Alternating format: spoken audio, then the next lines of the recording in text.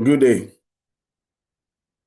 American President Donald Trump is like a deer caught in a headlight. He's stuck. He doesn't know what to do. And at this very moment, he's like Hamlet, to be or not to be. Will Donald Trump become the president that will take America to another war, a new war, a war with Iran? This is the question.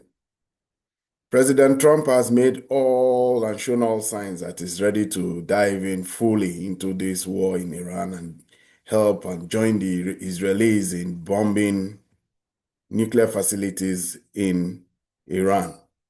For the Iranians, they already are waiting for Donald Trump's armies and troops and his bombers to come because they have said, contrary to his appeal and his call and his order, that he wants Iran to completely surrender. The leader of Iran, the supreme leader, Ali Khamenei, has said, we are not surrendering. And if America comes and attacks them, there shall be a lot of regret on America's part. Welcome to my channel, Ebima Mungo's Perspective on Global Affairs. If you're new to this channel, please subscribe. If you have any opinions about the ideas I express here, please put them in the comment section. Like and share. There is a civil war brewing in Trump's administration. President Trump, for several years, had called and pitched himself as a peace lover. He had attacked politicians like Dick Cheney and even his daughter, Liz Cheney. He called them warmongers. He had accused George Bush of starting forever wars. He has always complained over several years, he's on record, against America starting wars that last forever and drain America's financial strength and moral authority across the world. Wars like the Afghanistan war, the wars like the Vietnam War, wars like the Iraqi wars. He has been a strong opponent of such wars. But ironically, President Trump is almost at the precipice of starting a new war. That one that he will own will be fully his, and he will not be able to say, it was not my war.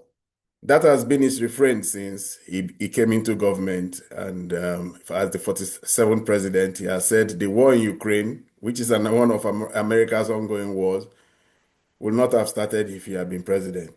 Well, now he's president, and we are just about to see an American involvement in Iran.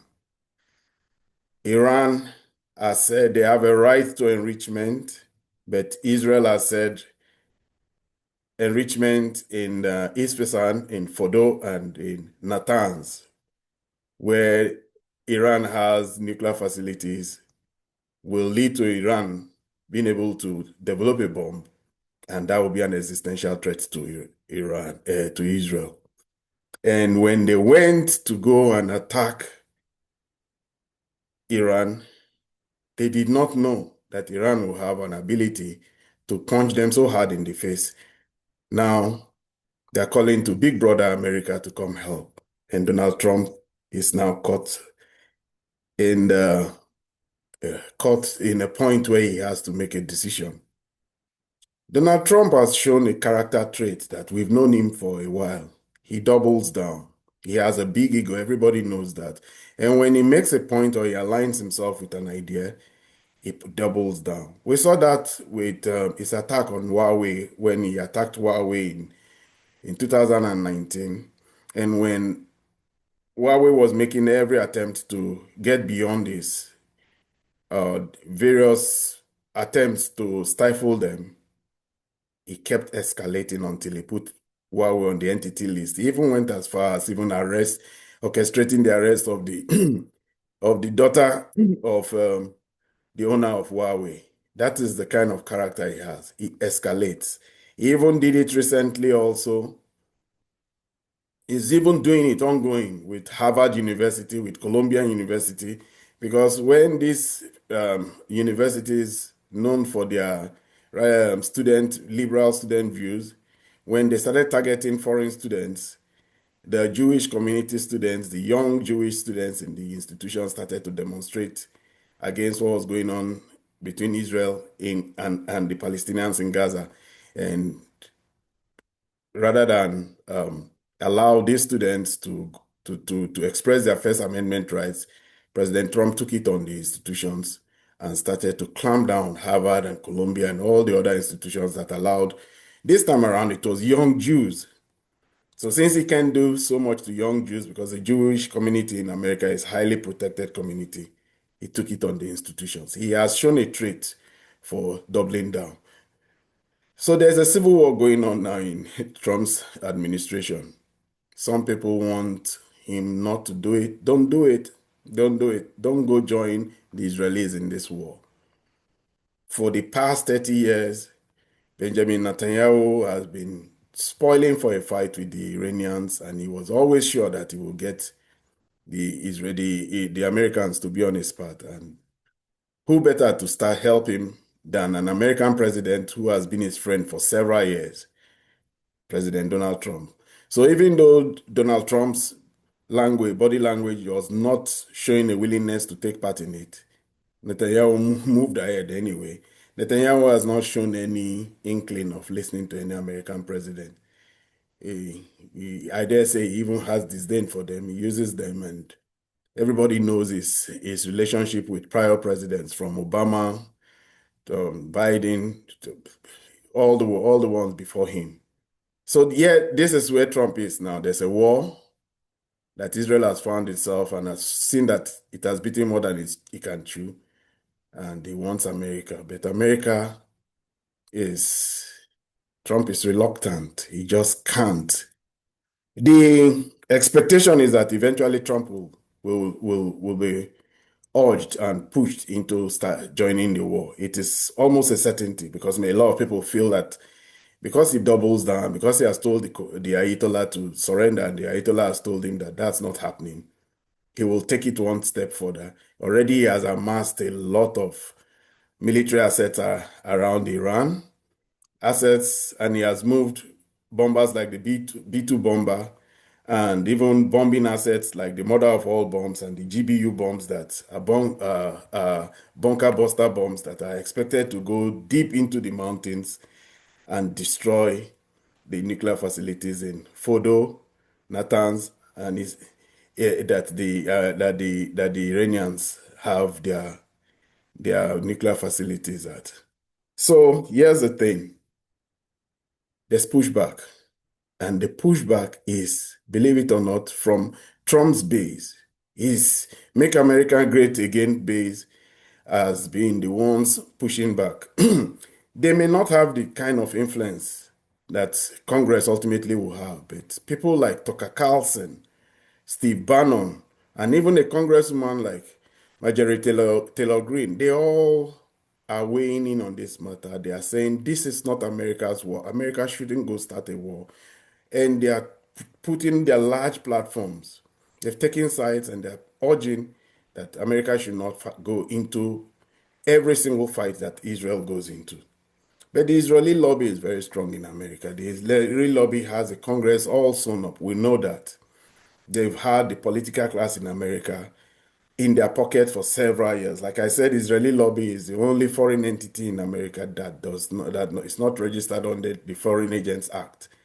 They are influential and they lobby for the events for the sake of Israel, and they control the America's foreign policy as regards to the Middle East. And it now seems to be that, being that there's concern about Ukraine and Russia, they have also extended that American foreign policy interventions in that domain also. So here's the thing now. The thing now is that Trump is now caught between so many interest groups, his own personal, among all, if anything is the most telling on Trump, it is his personality. He never wants to back down. He doesn't want to back down, and he doesn't like to lose. But he has lost recently. Recently, he started a trade war with the Chinese. And the Chinese gave him a decisive blow and ended any discussion about putting tariffs on China. All they did was they found particular um, one particular one I think magnets, rare earth magnets. That's one thing in their arsenal, their trade arsenal. They just put an export control in it, and what we now saw was a complete total slowdown, a threat for the destruction of the automotive industry in Europe and America, the inability of America to make bombs, the inability of America to make fighter jets like F-6. Something as simple as rare earth magnets, which the Chinese control 90% of the supply chain, forced Trump to start to look at them very respectfully because that is not only one, they control supply chains for even the production of semiconductors, production of AI chips. China controls everything.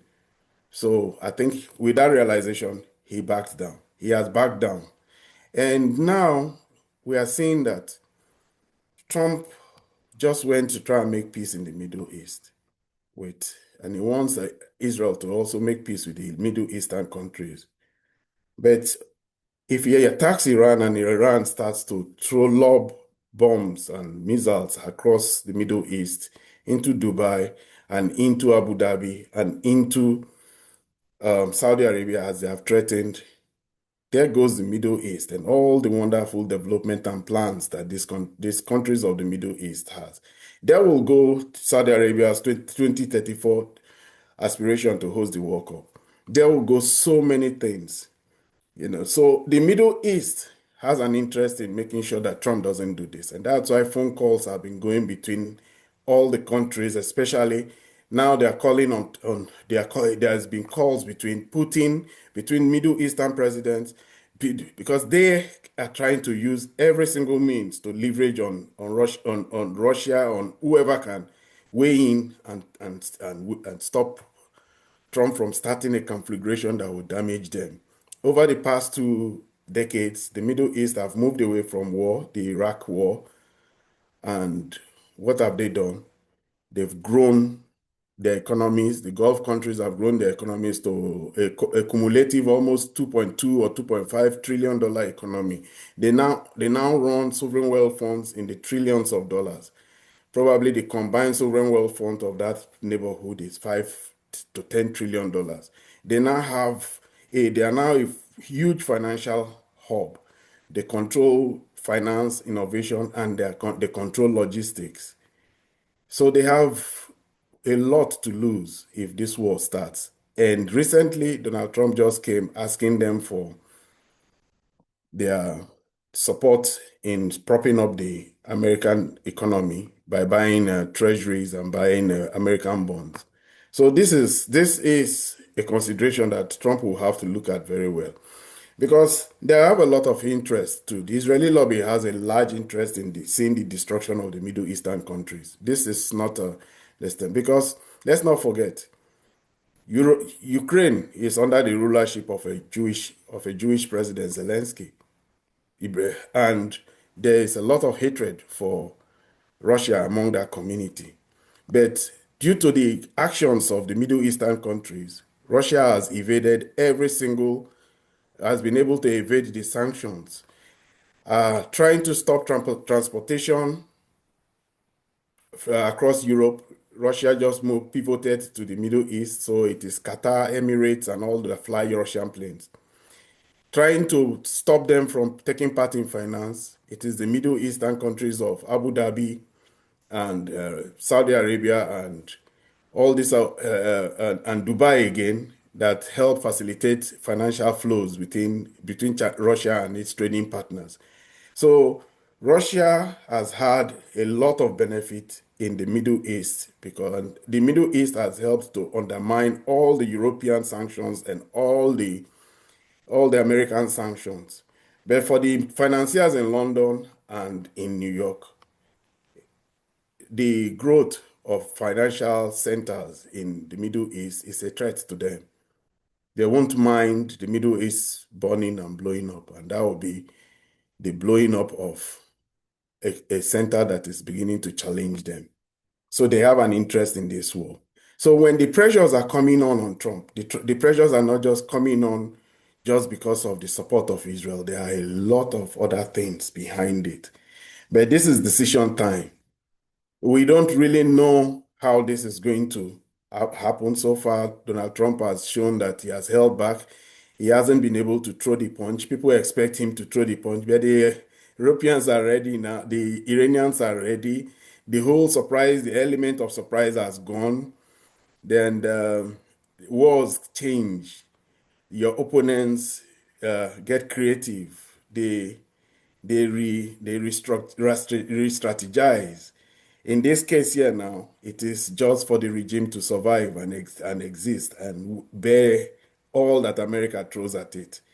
And like I've said in previous videos, all they need to achieve victory is one sunken aircraft carrier or one downed B-2 bomber, or just to survive all the bombings. And then we will see that America has thrown that whole region into calamity and destruction. And I doubt if Donald Trump will be a friend of Mohammed bin Salman and the Sheikh of the United Arab Emirates, or even the Sultan of all those countries by the time this finishes. No country in the Middle East will want anything to do with Donald Trump if he goes ahead with it, because they will look at this as not just attacking Iran, which is the obvious thing, but it's also attacking and destroying their ability to grow as innovation centers, to grow as finance centers, and I will not be surprised they will start cooperating closer with all the enemies of America. For now, America is the one propping up their governments. They're the ones keeping them. America holds them hostage by having military bases in almost all the Gulf countries, ostensibly to protect them. But now they will not be welcome again because, like I said, there will go the World Cup of 2034 for Saudi Arabia. There will go every other thing.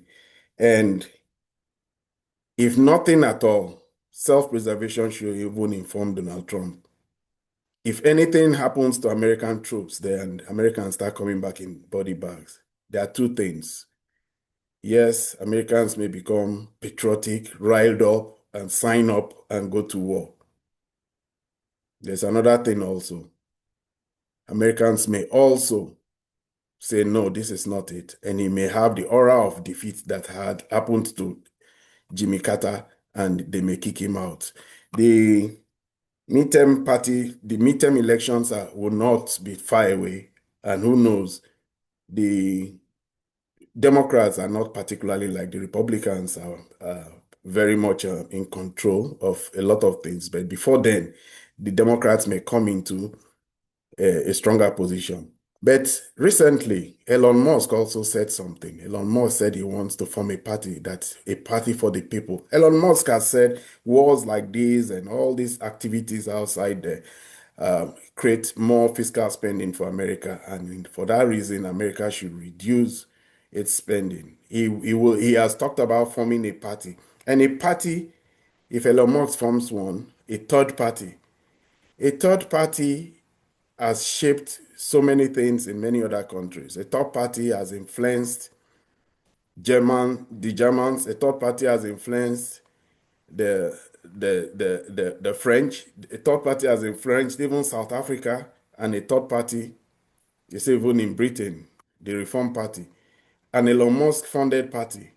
One that says we're not going to war, one that says that we need to be real America first, may just undermine the Republicans, and his party may be swept out of. Listen, these are all conjectures. We still have some time to go. But for me, I think Donald Trump is caught in the maze of the headlight, of it's like a deer caught in a headlight, and it's like is it Hamlet? Hamlet, to be or not to be. He just has to make a decision. This is where I end my video for today.